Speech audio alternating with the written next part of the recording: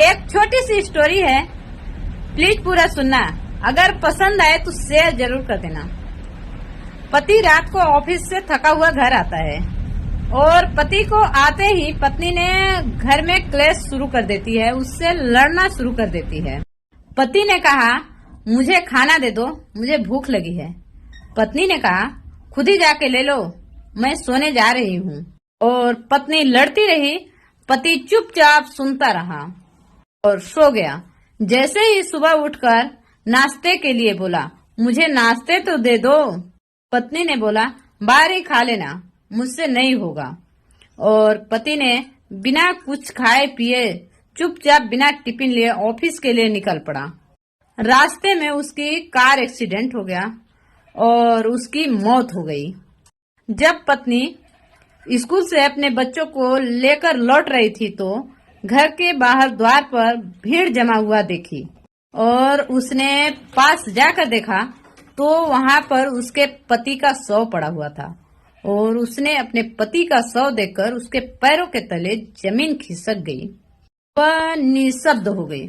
उसके आंखों से सिर्फ आंसू, उसके मुंह से कोई शब्द नहीं निकल रहे थे। और उसने अपने पति के लाश को झिड़कते हुए बोली, राजा उड़ जाओ ना, प्लीज एक बार उड़ जाओ। मैं आज से तुम्हारे साथ कभी नहीं लड़ूंगी। मैं खाना देती हूँ ना, भूख लगी है ना आपको। पर पति कैसे उठता। पति तो भगवान के पास चला गया। लोग बातें करने लगे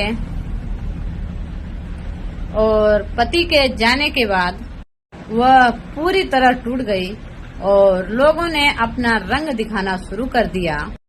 रिश्तों ने रंग दिखाना शुरू कर दिया। अब वह अकेली रह गई। लोगों की गंदी नजर पड़ने लगी उस पर। अब तो ससुराल वालों ने भी उसे घर से निकाल दिया। अब तो उसके पास कोई सहारा नहीं रहा। जब तक उसका पति था तब तक वो रानी बन के रही और पति के जाते ही उसकी जिंदगी नौकरानी से भी बदतर हो गई। तो मैं कहना चाहती हूँ कि अपने पति की कद्र कर लिया करो।